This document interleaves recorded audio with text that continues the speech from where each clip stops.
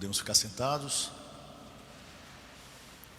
Mais uma vez quero cumprimentar o Padre Adenilson, os queridos crismandos, os seus padrinhos, os seus pais, os seus amigos, a vocês, queridos irmãos e irmãs que pertencem a esta paróquia.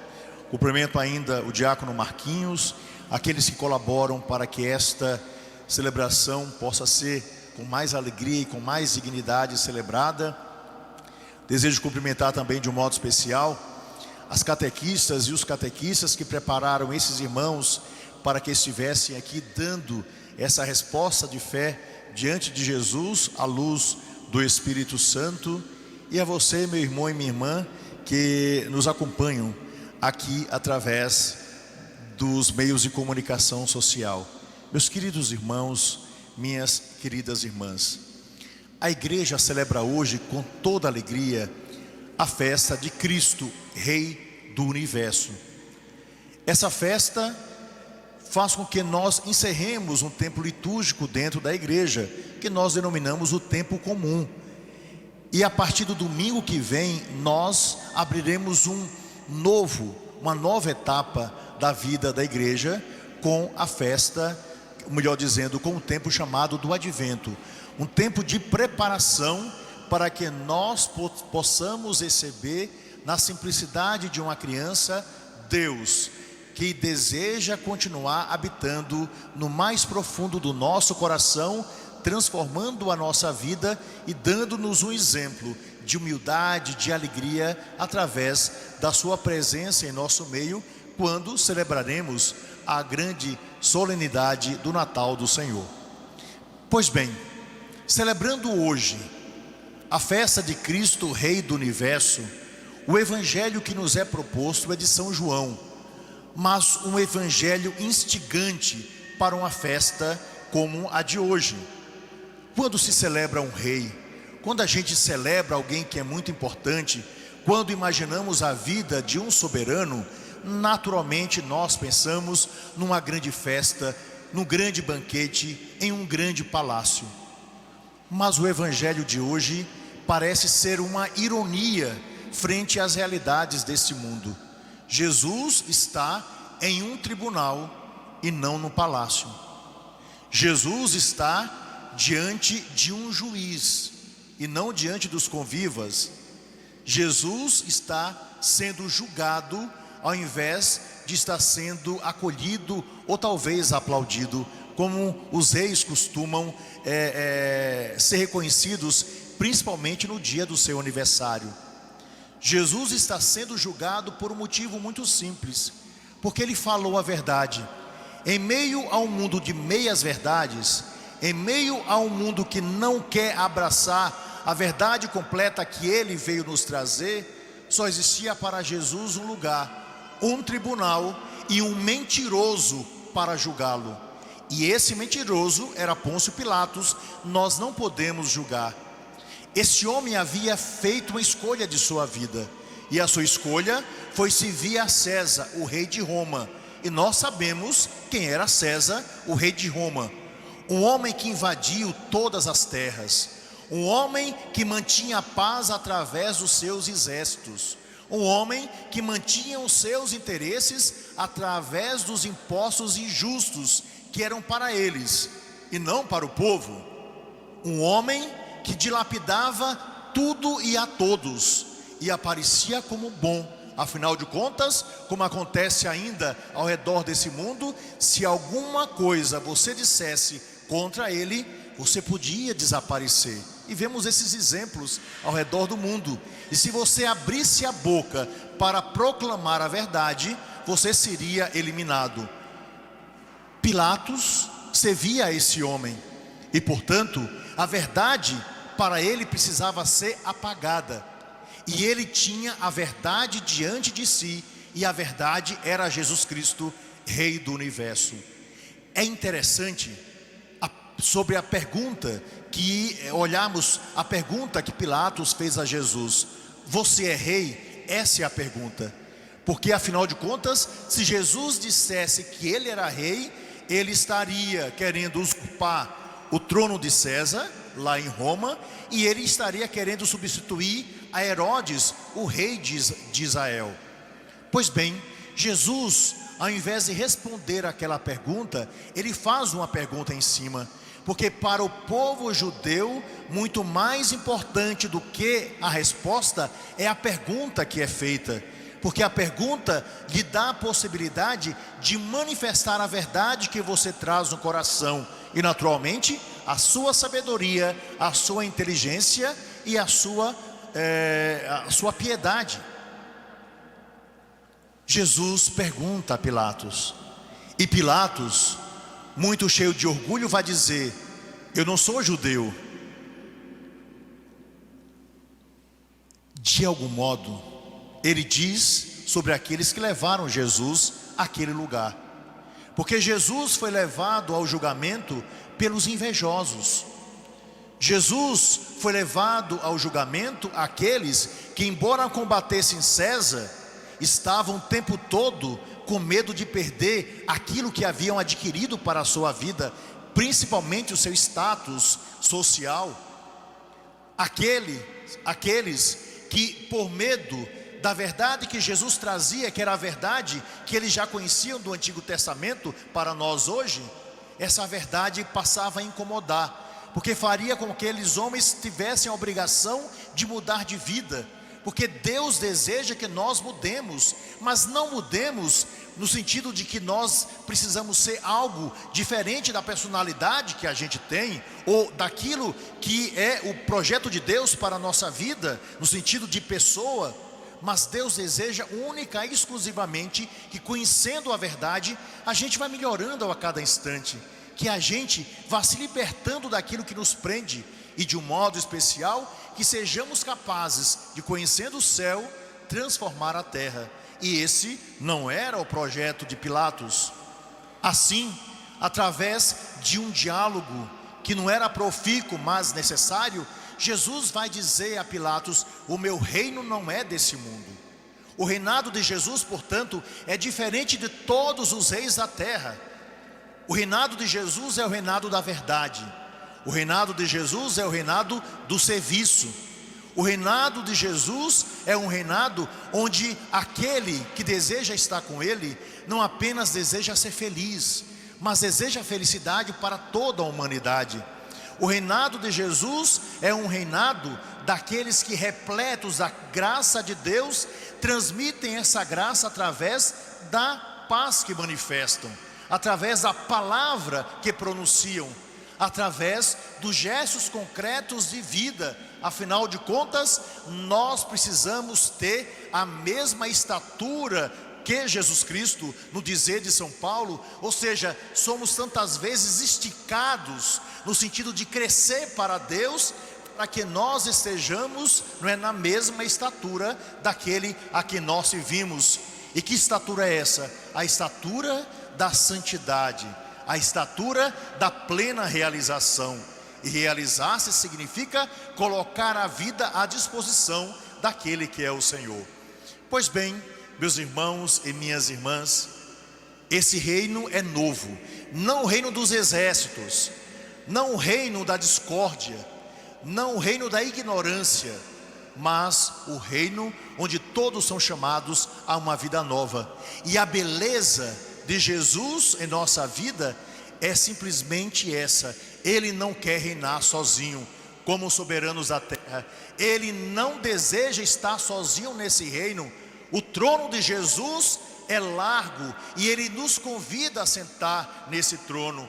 Ele é o centro, Ele é o Senhor, Ele é o Rei, Ele é o soberano, porque Ele criou todas as coisas, tudo lhe pertence, quer no céu, quer na terra, mas Ele deseja que nós estejamos com Ele. E essa alegria daquele que caminha nessa vida com esse mesmo Senhor, mas ao mesmo tempo se abre a grande felicidade que é caminhar para Deus no reino definitivo. Mas, como Pilatos servia a mentira, ele vai dar naturalmente uma sentença de mentira, uma sentença dos seus interesses e pelo interesse daqueles que levaram Jesus ao tribunal. E assim, Jesus, se proclamando rei e um reino diferente, nós sabemos qual será o resultado. Jesus será colocado na cruz, porque todo aquele que vive a verdade, todo aquele que proclama a verdade, todo aquele que deseja a verdade para este mundo, vai sofrer. Nós sabemos disso, porque as pessoas não apenas não estão dispostas a acolher a verdade, e às vezes isso acontece conosco, mas desejam que as suas ilusões adormeçam seus sentimentos. As pessoas odeiam as verdades que manifestam as suas ilusões. Essa é a verdade do Evangelho de hoje, e essa é a alegria do Evangelho que nós recebemos. Ora, meus irmãos e minhas irmãs, em meio à festa de Cristo, Rei do Universo, Senhor das nossas vidas, mas ao mesmo tempo Senhor que será crucificado para nossa salvação, nós também estamos agradecendo a Deus pela graça do dia de hoje, através do sacramento que será dado a esses jovens e adultos dessa igreja paroquial da Catedral. É uma graça muito grande, queridos crismandos, aquilo que vocês escolheram, e principalmente aquele a quem vocês escolheram. E vocês escolheram Jesus Cristo. E Jesus Cristo, por causa dessa escolha, da perseverança de vocês e pelo desejo único de caminhar para Ele, lhes dá das graças a maior, dos presentes o mais belo, que é o Espírito Santo. Espírito de vida, Espírito de verdade, Espírito que nos faz proclamar a graça de uma vida nova para nós e para todo mundo. Portanto, aquele que é crismado é fundamentalmente um soldado de Jesus Cristo, se torna um discípulo missionário, manifesta através da sua vida a presença daquele que o chamou e que o enviou.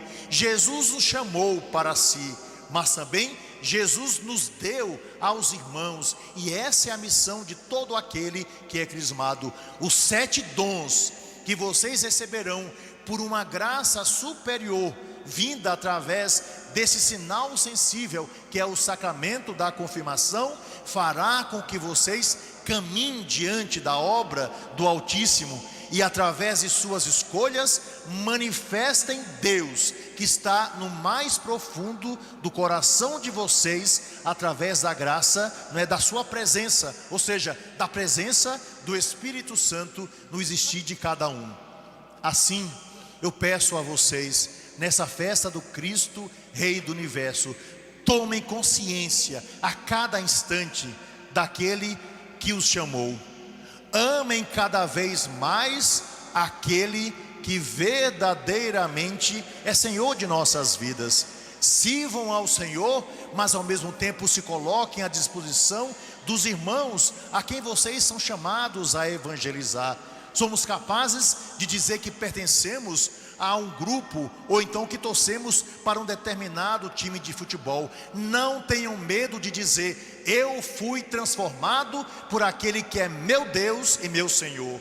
A minha vida é de Jesus Cristo. Não tenham vergonha daqueles que muitas vezes questionarão vocês por não conhecerem a verdade, ou única e exclusivamente por não desejar a vocês aquilo que eles não conseguem encontrar.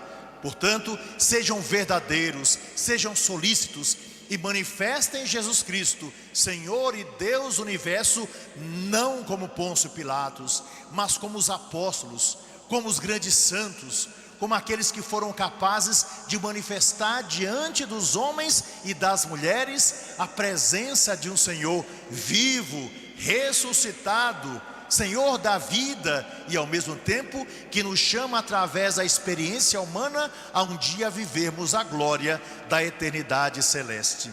Assim, perseverança, alegria, porque o Senhor nos chamou à plena felicidade, e que a escolha que vocês fizeram seja regida sempre por um espírito novo. Afinal de contas, o Espírito Santo, que é Deus, moverá vocês o tempo todo para o bem.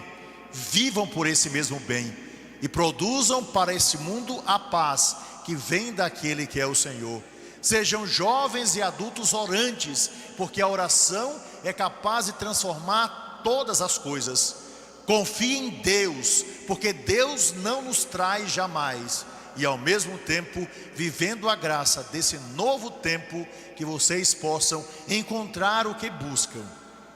E encontrando, sejam felizes naquele que é Deus, Senhor e Rei.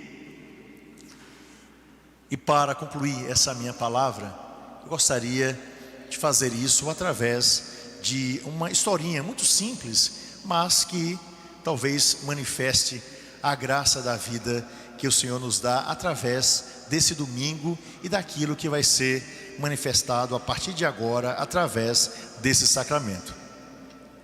A história é simples, e quando olho para vocês tão jovens, não é? Talvez a gente possa ler um pouco aquilo que está no mundo e ao mesmo tempo o julgamento que nós podemos fazer dos outros, quando na verdade às vezes o problema está em nós. E a história nos diz o seguinte: em um dia de domingo, por volta de 2 horas da tarde, um padre estava arrumando a igreja sozinho, arrumando o altar para a missa que haveria de ser celebrada às 18 horas. Quando ele estava ali arrumando, entrou um jovem pelo centro da igreja e, subindo os degraus, se dirigiu ao local onde o padre estava. E o jovem foi acolhido pelo padre, que o conhecia de um grupo de jovens ali da paróquia. O rapaz, olhando para o padre, disse: padre, eu vim aqui para me despedir do senhor. E o padre disse: veio se despedir? Você e sua família, vocês vão se mudar para um outro lugar, outra cidade? Ele disse: não, eu vim me despedir porque eu estou saindo da igreja. O padre levou um susto e perguntou ao rapaz: mas por que é que você está saindo da igreja? E ele disse: eu estou saindo da igreja por 3 motivos. Em primeiro lugar, porque as pessoas aqui são muito fofoqueiras. Em segundo lugar, porque eu confesso ao Senhor que o Senhor fala muito, mas isso não preenche o meu coração. E em terceiro lugar, eu estou saindo porque não aguento esses horários de missa aqui, e o calor é tão grande que eu realmente não consigo me concentrar, e por isso eu vou embora. O padre, vendo o depoimento daquele rapaz, disse: tá certo, mas vamos fazer o seguinte, eu vou fazer um desafio a você, e se você passar por esse desafio, você pode ir embora, tá certo? E o rapaz, jovem, e jovem gosta de desafio, disse: tá certo, eu topo. E o padre falou: eu vou na sacristia, vou encher um copo de água, vou trazer para você. Você vai sair daqui e vai rodear a igreja. Se você me trouxer o copo cheio, sem derramar uma gota, você pode ir embora com tranquilidade. E o rapaz aceitou o desafio. E o padre foi até a sacristia e trouxe um copo que não estava lá tão cheio, quase perto da borda, mas que dava para o rapaz levar com tranquilidade. Entregou o copo ao rapaz com água e disse: você pode agora começar o seu desafio. E o rapaz começou a percorrer a igreja. Saiu pelo lado, mas sempre concentrado no copo, porque ele dizia: se eu me desconcentrar, a água pode cair, e o padre pode ter preparado uma armadilha para mim. Venceu o lado direito da igreja. Depois começou a ir pelos fundos, olhando para o caminho, mas sempre de olho atento ao copo. Conseguiu virar, e assim ele disse: enquanto eu estou aqui fora, pode ser que o padre tinha arrumado uma armadilha para mim dentro da igreja. Conseguiu chegar finalmente à porta da igreja, e assim ele viu o padre que estava ali perto do altar, e ele entrou com todo o cuidado, pensando numa armadilha, ou então algo que o dispersasse da sua concentração, porque ele só olhava para o copo. Subiu os degraus e com muita alegria colocou o copo sobre o altar, sem ter derramado uma única gota. Ora, o rapaz disse: padre, eu não derramei uma gota sequer, eu agora posso ir embora? Então o padre disse: já, deixa eu lhe fazer algumas perguntas. Quando você saiu daqui da igreja olhando para o copo, você pensou nos fofoqueiros e fofoqueiras da paróquia? Ele disse: não, padre, porque eu estava olhando para o copo. E ele disse: quando você começou a fazer as curvas ao redor da igreja, você ficou pensando na minha homilia que você disse que não é tão boa assim? Ele disse: não, padre, não estava pensando nisso, porque eu estava concentrado no copo. E o padre finalmente perguntou: e quando você entrou nesta igreja outra vez com o copo, na alegria de me entregar, você ficou pensando no calor ou algo parecido com isso? E ele disse: não, padre, porque eu estava olhando para o copo. Então o padre falou: pois é, meu filho, se você o tempo todo estiver olhando para o Cristo e não para as pessoas, você encontrará milhões de motivos para permanecer nessa igreja que foi fundada pelo próprio Senhor. E o padre concluiu com uma frase que eu digo para vocês que hoje estão recebendo o sacramento da crisma. Olhando para o rapaz com muita sinceridade, com muito amor, o padre disse: meu filho, quem sai da igreja por causa das pessoas é porque não está nela por causa de Jesus Cristo. Assim, perseverem. A graça vem do Senhor e que vocês possam ser muito felizes, porque vocês fizeram a escolha correta: Jesus Cristo e o seu Evangelho. Que assim seja.